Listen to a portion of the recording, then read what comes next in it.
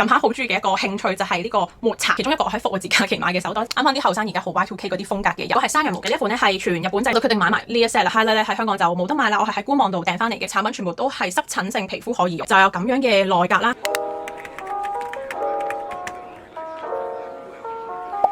Hello， 大家好，我係 Samantha， 好耐冇喺 YouTube 上面見大家啦。點解我消失咗差唔多個幾兩個月呢？就係因為我個皮膚係突然間爆發咗，生咗好多嘅暗瘡啦，尤其是下巴啦。身邊嘅朋友啊，去做 facial 嘅姐姐啊，或者我自己上網 research 咗呢，就係話係荷爾蒙嘅暗瘡啦，因為佢都發得幾明顯嘅。咁我就嘗試去戒奶啦，因為我呢幾個月好中意飲 matcha latte， 我由1月飲到差唔多4月呢，我都係日日一杯全脂奶嘅 matcha latte 啦。咁我就嘗試戒奶啦，轉曬面好似有好咗啲嘅，咁跟住都冇其他嘢再做到啦，因為佢真係發得好勁啦。但係我就未睇醫生，亦都冇睇中醫咁樣去調理。而家就有好多印喺度啦，咁所以前1個月至2個月呢，我係處於一個好低落嘅狀態，跟住又唔係好敢化妝啦，即係驚佢再嚴重啲。過咗差唔多個零月，皮膚好翻少少啦，咁所以就終於可以化翻個妝，坐喺個鏡頭面前拍翻片啦。咁咁耐冇見呢，我就好想分享一下呢幾個月嚟買咗嘅嘢。本身4月中嘅時候呢，已經諗住拍呢個 haul 片啦，因為我同大家喺 IG 分享咗呢，喺復活節嘅年假呢，即係4月頭嗰陣時呢，咪有好多嘅假期，咁我就即係冇去旅行啊咁樣，我就喺屋企留港消費，不停網購，就買咗好多嘢。不過講呢啲化妝扮靚之前呢，我想同大家分享一下近排好中意嘅一個興趣，就係呢個抹茶。咁如果大家有睇我 IG 咧，我都分享咗1-2條片咧，講我點樣去即係整呢個抹茶抹茶 latte 啦。其實我點解會突然間愛上咗飲抹茶呢樣嘢呢？係因為我想戒咖啡。之前我飲咖啡嘅次數1日可能係1至2杯，的確嗰日會好精神，但係去到夜晚呢，我就好難瞓覺。跟住開始上網睇，有好多即係文章都講話，其實飲抹茶呢，佢令你個精神係會 sustainable 少少啦，而亦都唔會好似咖啡咁樣突然間喺好精神，可能去到下晝就好眼瞓。所以之後呢，我就轉咗飲呢個抹茶加咖啡啦。而家好多 cafe 都會咁樣做啦。跟住再變咗呢，就係齋抹茶啦，直頭係連個咖啡都拎走咗。我係好耐冇飲過咖啡，可能1個月飲1-2杯，即係突然間掛住嗰個口味就會啦。而家基本上日日都會有一杯抹茶啦，或者係焙茶嘅。咁其實我都有諗過，皮膚唔好會唔會係因為飲得太多抹茶呢？因為其實唔係個個人都適合飲抹茶，有啲人話佢好涼啦，有啲人話可能真係對同你身體唔夾啦。連續飲咗3個月其實都冇問題，佢喺4月突然間爆咗出嚟，真係唔知係咪荷爾蒙啦。咁 anyway 啦，咁抹茶呢都係復活節嗰排呢，突然間即係覺得我想自己整啦，喺屋企。好多人都會介紹咧，如果你係啱啱入手，即係開始呢一個興趣或者開始去做呢件事咧，呢個就係小山園嘅抹茶。咁佢有分好多隻抹茶粉啦。我可以擺翻個圖表喺度俾大家睇下，佢有唔同嘅價錢啦，薄茶啦、濃茶啦。咁我試過好多種咧，我覺得最即係開頭你想試嘅話，可以飲50零嘅嗰個，我就擺咗喺公司。有時我啲同事同我都會整嘅時候就會用嗰個，即係佢係一個好易入口嘅抹茶粉啦。後咧我就入咗呢個會貴少少嘅雲鶴，我覺得個茶味係再濃真啲，即係我唔係好識去點樣形容佢哋啦。但係整咗出嚟呢，佢的確係比50零呢嗰個抹茶味再出啲，再即係啱口味啲。我覺得係濃真啲，同埋我整抹茶我係整到好濃嘅一個漿咁樣，因為我係中意濃茶嘅。另外同事就喺日本買咗呢個佢哋春季嘅限定翻嚟，好似呢個我就未開啦，因為抹茶粉其實呢度一盎都40 gram 係嘛？係啦，40 gram 其實可以飲好耐，因為我通常1個禮拜只會自己沖2次啦，即係放假嘅時候先會自己沖。同埋保存嘅時候，如果你好似我咁即係唔係成日飲用嘅話咧，建議係放翻喺雪櫃，因為香港太潮濕又熱咧。我有一盒係冇擺喺雪櫃咧，佢而家開封咗個零月咧，佢開始個顏色由一個好靚嘅一啲綠色咧變咗一個草綠色，我係嚇親。再發佢出嚟咧，係嗰個抹茶味係冇咗，同埋好澀啊！咁所以已經變咗質咁樣啦。咁但係呢個咧，我係 keep 住擺喺雪櫃，因為佢都幾大盎。呢個抹茶粉咧，香港都有少少鋪頭可以買到啦，即係呢個小山園嘅。咁我都會放翻啲 link 喺下面。我自己有時咧都會喺日本嘅 Amazon 嗰度買，因為佢嗰個種類都比較多嘅。呢盒啦，同事幫我買咧，佢就順便幫我買埋呢個焙茶，因為頭先都有講咧，可能我身體未必啱焙茶啦，咁樣日日飲。咁我而家就溝緊，有時飲焙茶。呢個都係小山園嘅一大包焙茶粉100 gram。其實除咗小山園呢啲比較易入手嘅抹茶粉之外，好多人都會介紹嘅就係呢個上林春松本店啦，另一隻就係星野抹茶，咁嗰個我就真係買唔到啦。有時啲人話 City Super 翻貨都即係趕唔切去睇啦。咁但係如果你真係好想飲呢一個星野嘅抹茶咧，香港有幾間 cafe 咧都係用佢嘅抹茶粉咧去試下都幾好，覺得係好好飲。另外關於抹茶嘅一樣嘢就係呢個碗啦，好靚好靚。咁我最開頭去整抹茶，其實我係用一個飯碗定唔知屋企揾到個湯碗去整啦，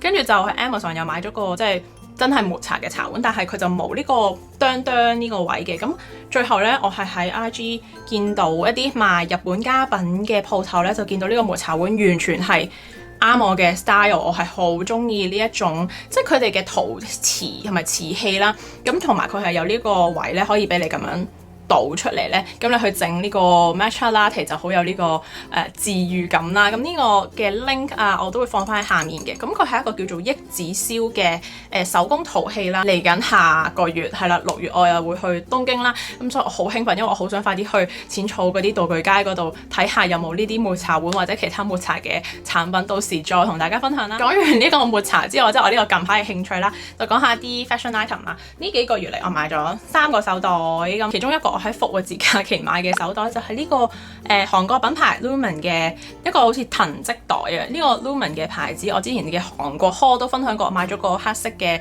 手袋，我係好中意啦。我就見佢哋春夏出咗一啲即係呢啲好似藤籃嘅袋啦，咁呢個就有白色，亦都有黑色嘅，係一個打橫咁樣 size 啦。咁除咗呢個之外，佢仲有一個好似係咁樣梯形少少嘅，入邊原本咧係咁樣一大格啡色咁樣啦，咁所以我就買埋佢呢個內袋啊，佢哋自己出嘅，咁就剛剛好可以放入去。咁而呢個內袋咧，除咗有個塑性之外咧，都有啲暗格，咁所以我覺得係即係加少少錢咁，我覺得係有必須嘅。如果唔係，你啲嘢就會喺個袋度咁樣晾嚟晾去啦。上膊大概係呢一個位置度啦。咁所以係可以咁樣夾住都 OK， 同埋本身呢一個袋咧都係好輕身，咁所以就算你擺咗啲嘢入去，你都唔會覺得話好重好重嘅。另一個都係一個韓國牌子啦，咁但係我諗好多人都會見過，身邊嘅同事都叫我你唔好買啦，好似唔好襯你。點知我就唔聽大家講，我就買咗啦。咁但係我覺得都幾 OK 嘅，但係只能夠係啲好即係 casual wear 嘅時候去孭呢個袋。我覺得個 size 對我嚟講係有啲細，即係 even 孭上我身，因為可能我本身比較闊，個人有少少厚咧。咁呢一個袋咧喺我身上就顯得有啲細啦，同埋個容量唔係好夠我用，因為我用開，譬如我之前成日講嘅 Lululemon 嗰個袋咧係個容量大過呢個嘅，因為呢個當我可能擺咗把遮或者擺咗個化妝袋落去啦，我已經覺得佢好悶咧，冇得俾我塞爆佢嘅感覺。呢個袋咧，我覺得係啱啱啲後生而家好 Y2K 嗰啲風格嘅人去孭會襯啲嘅。我自己覺得，其實呢個袋唔係好襯我，咁但係我都幾中意用佢。第三個就係 Lululemon 啦，咁呢一個袋我覺得係真係啱翻我嘅 style，即係我嗰種中意有少少運動風，跟住好 casual 嘅。咁呢一個袋咧係比起我之前介紹嗰個即係 shoulder bag 係再大啲，又係咁樣一個 U 型袋。咁佢呢個袋嘅容量咧就好大啦。同埋入面咧嘅間隔都非常之好，有兩個呢啲網格啦，一個拉鏈嘅暗格啦，跟住咧後面有一個暗格，左右呢啲位咧都有個拉鏈袋嘅，所以係超級多間隔啦。呢個係容量大好多，咁所以如果我有時係放工去做運動或者我要帶一套運動衫咧，我就會用呢一個啦。而呢一個袋我係勾咗呢個冬天嘅 Lina Bell 戴住個頸巾，好襯啊！呢個袋我覺得咧，其實除咗即係你係運動裝少少，其實去旅行都好啱，因為佢係比較安全啦，同埋即係咁大個拉鏈啊，又可以有咁多唔同嘅暗格擺到唔同嘅嘢，呢個都唔錯。如果大家真係對於我之前介紹嗰個 Lululemon 袋都有興趣，但係又好想買粉紅色，但係佢而家好似暫時未出，都可以睇下呢一個款會再大少少啦。繼續都係 Lululemon，我就買咗呢件 cardigan。其實佢呢一個粉紅色咧，又出咗好多唔同款。之前有一個叫做 Blissful Pink， 呢個好似叫 Pink Pearl 啦。Blissful Pink 嗰個咧係會紫粉紅色少少，咁呢個我就覺得同佢以前出有一隻顏色叫做 Strawberry Milk 咧係好似嘅。呢件 cardigan 咧，其實佢 model 或者係上網啲官網圖咧都係會全部扣晒鈕咁樣去着啦。我自己有時就係着瑜伽衫咁，但係會出入冷氣嘅話咧，我就會冚住呢件外套咯。但係我自己就唔會扣鈕啦，因為我扣鈕我就覺得好奇怪，唔知點解啦。你睇下諗下，想像一下，如果扣鈕就係咁。另一件嘅 Lululemon 咧有啲潮添，係佢呢條裙，我係睇中咗好耐，但係一直都唔敢買啦，因為我驚個碼數唔啱啦。但係我就終於等到佢減價嘅時候，喺門市又試咗係啱啦，我就買咗翻嚟啦。其實我之前有買過佢另外一條 Align 嘅裙，嗰個胸位唔係咁靚啦，修飾得。咁佢呢一款呢係高領啲，亦都唔會走光嘅一個 cutting 啦。咁但係因為我係好怕自己又肥又瘦咁樣，同埋我想個包覆性高啲，所以呢一個係買咗白碼嘅，係鬆動少少咁，同埋個胸嘅位呢，嗰個包覆性會好啲。呢條裙我見其實係有粉紅色嘅，但係香港好似已經冇晒，佢得藍色同呢個黑色。咁如果你都係中意呢一啲好輕便嘅裙款啊，都可以睇下。同埋因為佢本身已經有胸墊咧，咁就唔使再額外着一啲 strapless bra。另外一個 fashion item 我 po 咗喺 IG 都有好多人問呢，就係呢條牛仔褲啦。大家如果follow 咗我咁耐，其實你見我係好少着褲類型嘅item 啦，因為我大髀好粗 pat pat 好闊咧，着好多牛仔褲款都係好顯肥，跟住同埋好緊啊，所以我一直都係好難揾到一條真係啱我身形啊腳型嘅牛仔褲啦，我一定只能夠買一啲即係直腳款，喇叭款又唔得喎，即係有好多都係咁樣收咧，又唔得喎，因為會顯到好蘿蔔腳啦。直至咧我就喺 American Eagle 啦揾到呢一條牛仔褲，咁佢咧嗰個特別位就係佢中間呢度咧都會有一條線突起咗咁樣咧，就再顯得隻腳長少少，同埋即係 slim 少少。不過有個位就係呢一度咧，你會見到佢有啲一間間。如果你個肚係比較凸嘅話咧，其實嗰個位就會有少少顯漲咗出嚟啦。呢個呢，最後我係買咗4碼嘅，咁但係因為佢都有啲鬆呢，買嗰陣時咧佢就幫我釘多粒紐，佢就話如果你食飽咗就可以扣翻即係出面嗰粒，但係如果未食飽呢，都可以扣翻入面嗰粒，咁就緊少少就會貼身啲咯。如果唔係呢，佢就會晾下晾下咁樣。跟住就講下一啲化妝掃，呢幾個月都收集咗一啲好好用嘅化妝掃啦。首先就係嚟自加拿大嘅品牌 Refer 啦，佢哋終於喺香港嘅 Sephora launch 咗啦，大家唔一定要喺官網買啦。喺舊年嘅化妝掃片度啦，都有同大家分享過幾款呢。我之前入手過嘅款式啦，但係佢有1、2款呢都已經 discontinue 咗啦。因為 Refer 其實佢係會收集唔同用家嘅意見啦，去叫佢哋投票邊一款去留低啦，邊一款係可能可以再即係改造。之前介紹嘅呢個37號掃呢，我見官網佢哋都 discontinue 咗啦，咁所以今次喺 Sephora 嘅 launch 呢，大家應該就冇見到呢一隻啦。咁如果係大家係想睇晒佢咁多款嘅話呢，建議大家去 IFC 嗰間 Sephora 呢係最齊全嘅，因為佢仲有一個 stand 咧俾大家去真係摸下啲掃嘅 quality 啦。佢哋化妝掃嘅包裝咧，主要都係咁樣黑色柄咧，係好專業、好 sleek 嘅感覺。咁一方面係追求呢個質感啦，另一方面就係一個好 reasonable 嘅價格咧，去俾大家去入手多啲比較專業嘅化妝掃。佢有2個系列嘅，咁白色嘅山羊毛啦，同埋黑色呢一個咧係纖維毛。如果係山羊毛嘅呢一款咧，係全日本製造，係嚟自紅野嘅一個山羊毛嚟，上面都會寫住係 Japan 啦。對比起大家都可能成日講嘅白鳳堂化妝掃啦，即係大家都係日本製造啊，天然嘅山羊毛咁樣呢，其實佢個價格呢係易入手啲，同埋因為佢全黑色柄，我覺得個質感係靚啲啦。之前有介紹過佢哋嘅04號掃啦，但係我覺得佢哋而家真係最出色呢，就係佢哋Shodo 嘅呢一個05號，我係買咗呢個之後 po 咗喺 IG，即係同大家分享啊，香港 Sephora 有啦。點知佢哋個 founder 見到就 DM 咗我，跟住佢就好好咁樣 send 咗佢哋其他唔同嘅系列啦，同埋掃俾我試。跟住我都有同佢傾咗一陣，即係問佢 Shodo 其實同平時嘅系列有咩分別呢？即係雖然大家都係山羊毛，咁但係你見嗰個切角咧係唔同。佢哋 Shodo 呢一個系列咧，其實除咗呢一個05之外，仲有眼嘅掃啦。咁佢哋嗰個靈感係嚟自於日本傳統嗰種書法筆嘅係製造方式，做嘅時候咧去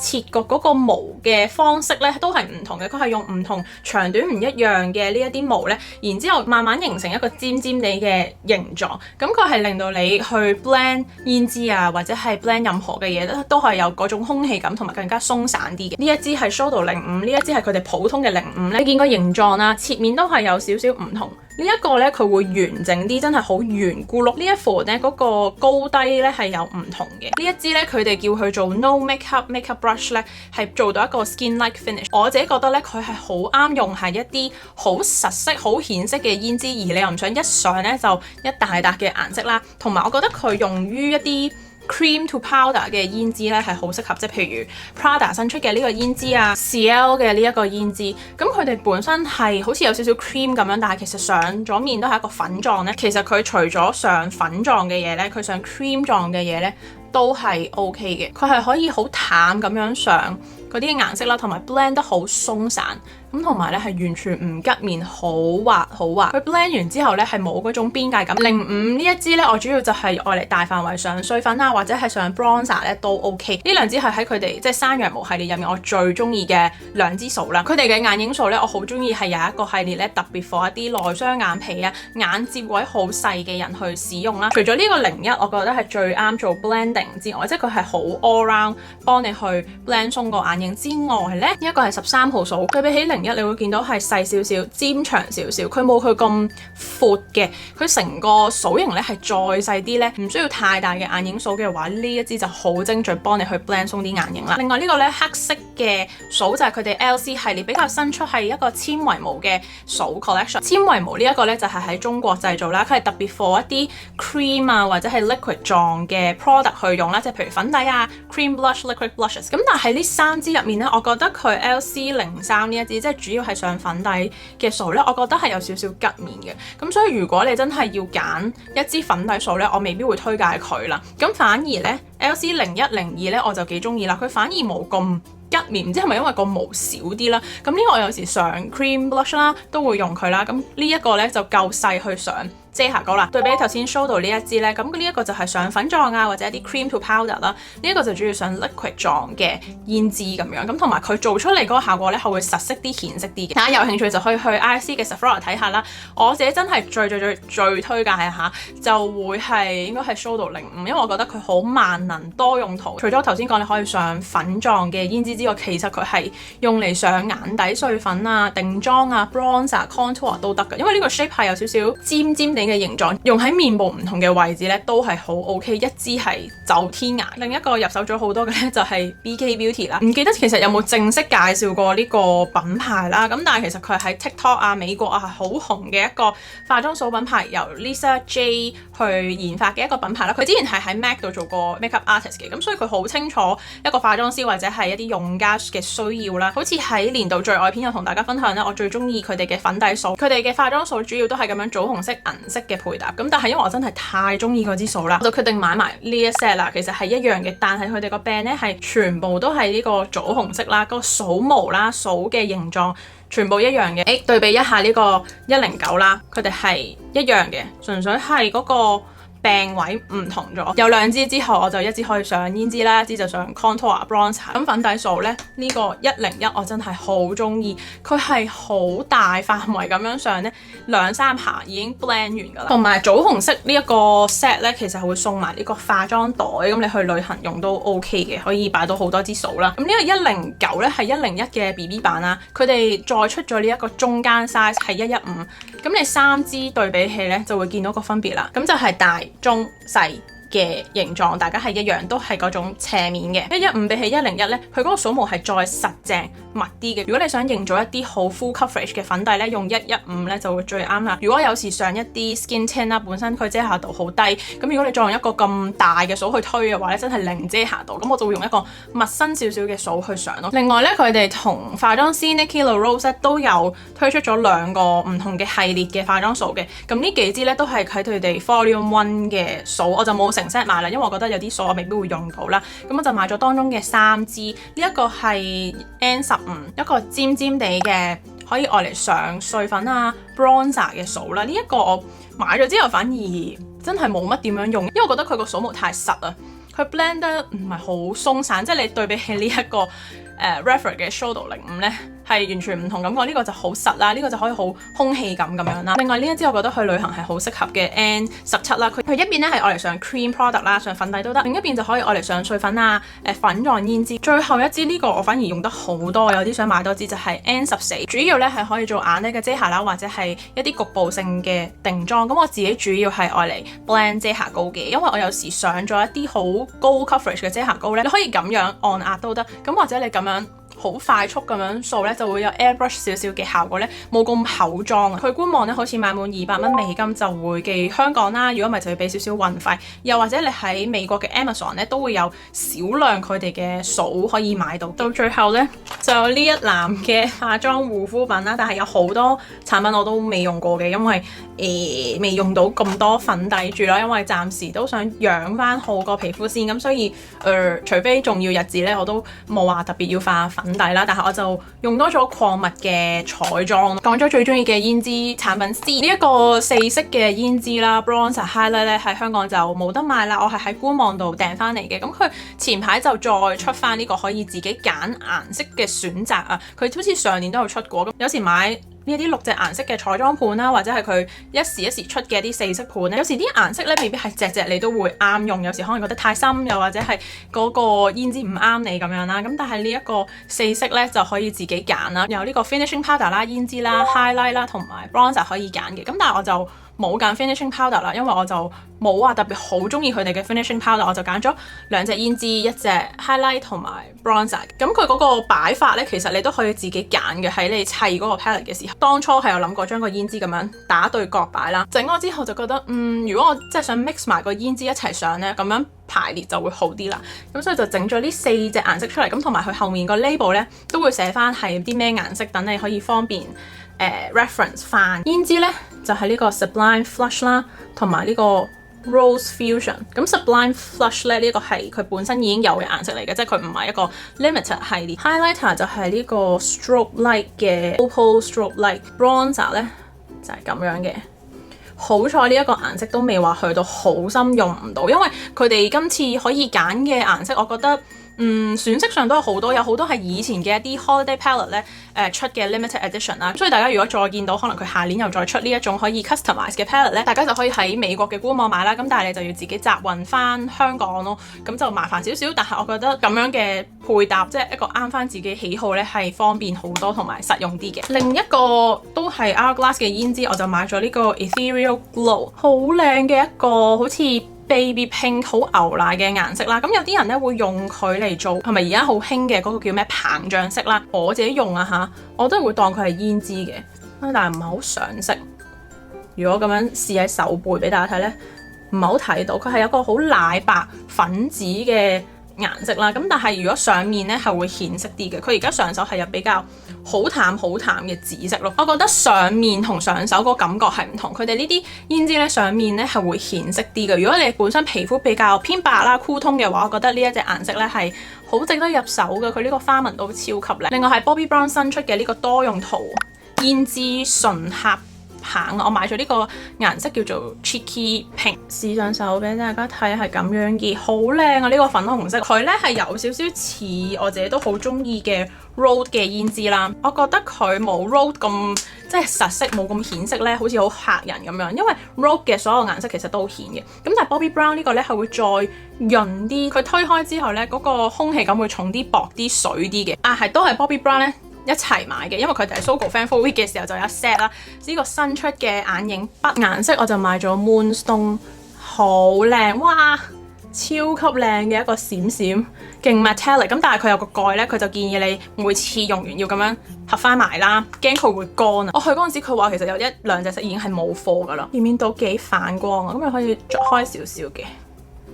但係超級 reflective， 哇，好靚啊！但係我仲未用啊，因為我平時唔係好化眼妝，但係我一見到呢個色我係超級中意，就覺得有 set 嘅話就可以一齊買啦。2個 cushion， 一個就係 Bobbi Brown， 一個就係 MAC 嘅 cushion。呢2個 cushion 咧我都有用過啦。有咩唔同呢？ Bobbi Brown 呢個咧係做到一個好透薄，好似你自己本身皮膚嘅感覺嘅一個妝感。佢2個 cushion 咧都係偏 matte 身嘅，好啱嚟緊夏天咧。如果同我一樣都係混合肌嘅話咧，我覺得2款 cushion 都會啱。Bobbi Brown 嘅呢一個咧會似係 everyday wear 多啲啦，即係佢係透薄啲嘅。MAC 呢個咧我係喺 Sephora sale 買啦，因為我嗰陣時見到有好多人推介佢油性皮膚咧係夏天用都覺得冇乜負擔，同埋佢嗰個 case 咧係好薄㗎，你睇下。咁同埋佢遮瑕度超好，即係今日我係要即係咁樣上鏡嘅話咧，我就用咗呢一款啦，因為佢嗰個 coverage 咧係有中至高嘅。顏色我就買咗 NW11。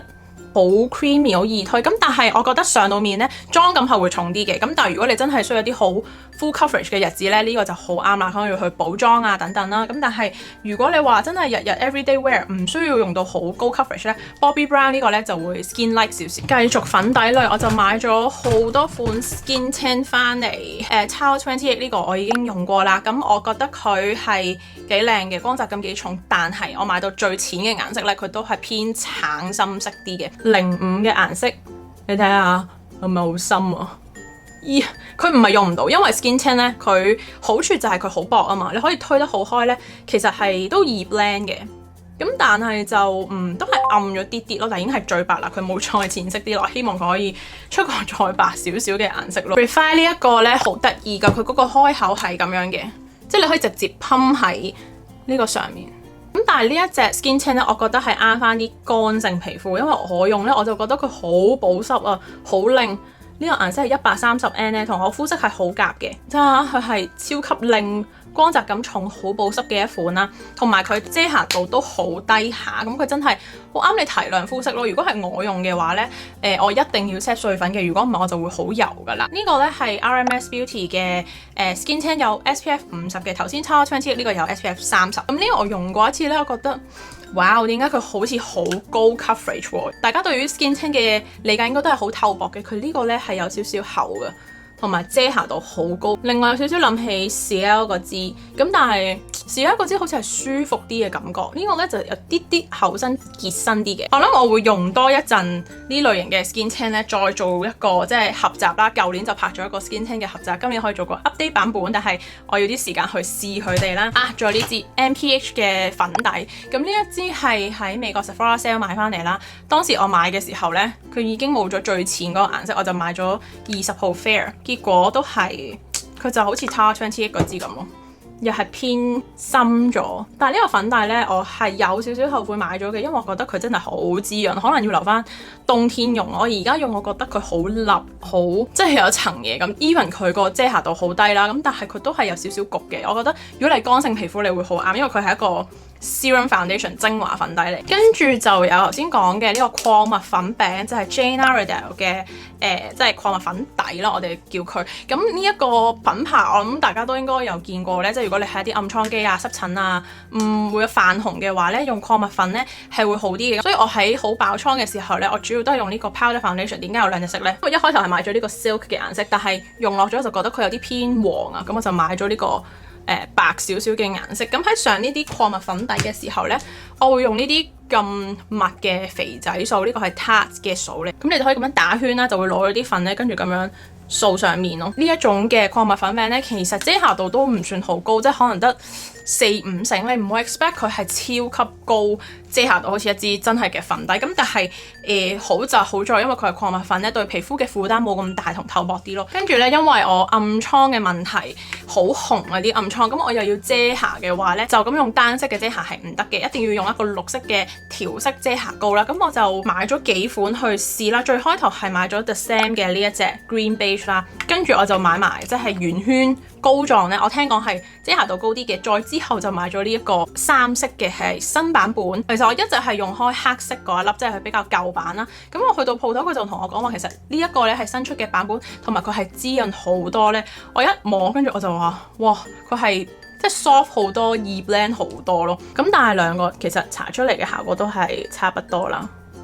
咁呢一種咧帶有黃通，亦都係深色少少嘅綠色遮瑕膏去調紅色嘅暗瘡咧，係好有效嘅。基本上我每日而家嘅程序就係防曬，跟住搽綠色遮瑕膏，再上一個高 coverage 嘅膚色遮瑕膏，跟住再用粉餅咧，咁就係好快完成個底妝啦。咁但係如果你話咁多款入面最推介，我會應該係推介3色呢一個，因為佢會潤身啲咧，咁就冇咁易顯乾紋啊。護膚品咧我都買咗唔少一啲韓國嘅品牌啦，因為佢哋原來近排都出咗好多新嘢。我對於韓國嘅護膚品咧，有時好中意，有時又覺得好似冇乜用咁樣啦。咁但係喺我暗瘡嘅 period 咧，我會用翻啲我之前用過嘅護膚品，係而又可以 calm 翻我啲暗瘡嘅。不過我想講咗 Tower 28嘅呢一個系列先，因為我喺買呢一個嘅時候就發現原來佢有好多嘅產品全部都係濕疹性皮膚可以用嘅，佢係美國嘅 National Asthma Association 咧 approve 咗嘅產品嚟嘅，或者係佢好多包裝都有講咧，就係你 sensitive 啊暗瘡肌咧，其實都可以用佢呢一個系列，佢哋嘅 SOS 系列。咁所以我就買咗佢哋嘅防曬啦、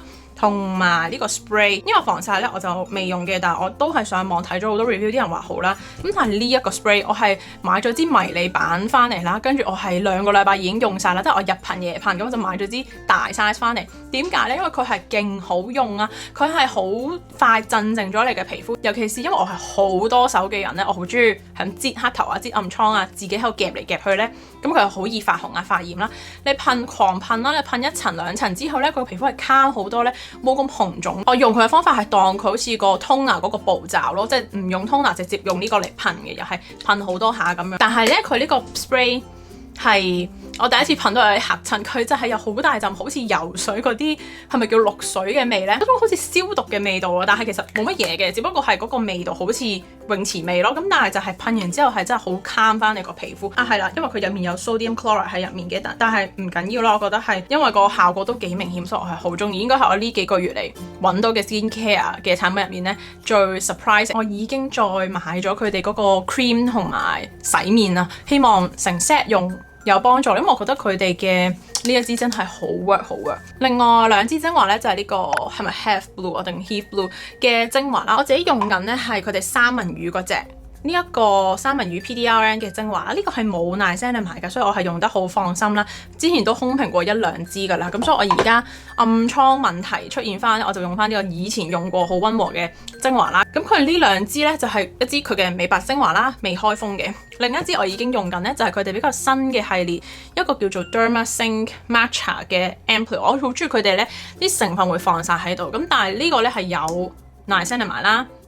witch hazel 跟住有 panthenol， 有啲抹茶嘅 extract 喺入。近排見到好多 skincare 都有抹茶呢個成分，其實我喺度諗究竟係咪真係 work 嘅咧？呢個係特別 for 一啲有問題啊暗瘡性皮膚嘅精華嚟嘅。我暫時用咗諗有1個禮拜啦，我又唔覺得佢令我嘅暗瘡有消失咗好多。咁但係我覺得我另一支用緊嘅呢一隻呢，好似個效果會好啲咯，都係一啲去暗瘡嘅精華。下一條片應該就係一個 skincare routine，同大家分享下近排呢個暗瘡肌點樣去護膚啦。咁呢個 Dr. Elthea 嘅 Aquamarine Cream，咁呢個345 Cream 呢，我之前都有講過㗎啦，我係 empty 咗1-2支再回購咗啦，係我好中意暗瘡嘅時候特別去用佢，因為佢可以降紅啦，亦都係特別 for 你暗瘡之後呢，想去紅印去得快啲呢，用係好好嘅。不過佢上年年尾呢，原來已經改版咗，咁佢而家個成分有少少唔同啦。以前嗰個版本呢，啲人就話唔係 fungal acne safe 嘅，而家呢個就係啦。咁同埋佢加咗少少嘅成分，就例如 PDRN 啦，加咗 tea tree 落去啦。但係因為佢都係有 niacinamide 喺入面啦，咁再睇一啲 TikTok 嘅 review 咧，就話呢一隻 cream 咧其實同佢好似嘅。咁但係呢個就冇 niacinamide啦。咁同埋佢係再薄身少少，咁所以我好中意呢個咧係日頭用，呢個就夜晚用咯。呢個我係喺萬寧買嘅，咁就買到最新嘅版本。因為如果上網買我就驚買到舊嘅版本啦。咁呢個我就喺 Yes Style 買翻嚟。另外呢個新出咧係佢哋嘅係咪 TXA 咧？係啦 ，TXA 嘅 cream， 跟住仲有出咗個好似係紫色嘅邊邊呢嗰個咧係 PDRN cream， 但係嗰個就冇買啦，因為我有其他即係 PDRN 嘅 cream 用緊啦，呢個就未開。咁但係 TXA 咧都係去一啲印啊斑啊有效咯。最後想講咧，我就買咗呢個化妝盒袋嘅物體，一個好似 Vanity Case 啊，都係喺 Sephora Sale 買，牌子咧係 Say 嘅，我唔知佢哋仲有冇呢個色，因為我近排上網睇咧就好似得翻佢最 classic 啡色嗰個，呢個係一個迷你版嘅化妝 case， 就有咁樣嘅內格啦，入面咧佢就有一個咁樣嘅內格咧，你係可以成個拎走嘅。咁佢就一個圓圈格咁樣，但係我覺得加埋個內格會方便你去旅行用咯。我買埋你 size，咁所以上面就冇得放化妝掃嘅。知我旅行係咪真係會用佢？因為咧佢係有啲啲重量喺度，咁但係好靚，因為粉紅色比我想象中鮮色咗少少，咁但係都 OK 嘅。以上介紹嘅所有嘢咧，其實唔係我全部買咗嘅嘢，已經精挑細選咗啲想同大家分享噶啦。因為我真係買得太多嘢啦，一唔去旅行，我就會將啲錢使喺呢個 online shopping。不過6月咧，我又去日本啦，咁所以大家可以期待一下，我又會拍一個日本嘅購物片啦。諗緊拍唔拍 vlog 啊？因為今次其實我都係自己一個去啦，我驚我自己去咧，覺得大家覺得好悶啊。因為我去嚟去去都係嗰啲地方，同埋我係嗰啲即係中意嗰間餐廳，我可能會去幾次嘅人啦。但係嚟緊應該會拍咗個 skincare 片先，因為我係冇拍到2025年嘅 skincare favorite 啦。我之前話會再拍，跟住我就抌到而家連暗瘡都生到成面都係啦，我都未拍嗰個 skincare routine。咁但係嚟緊就會分享一下啦。Anyway 啦，希望大家中意今次嘅分享啦，我哋下條片再見啦，拜拜。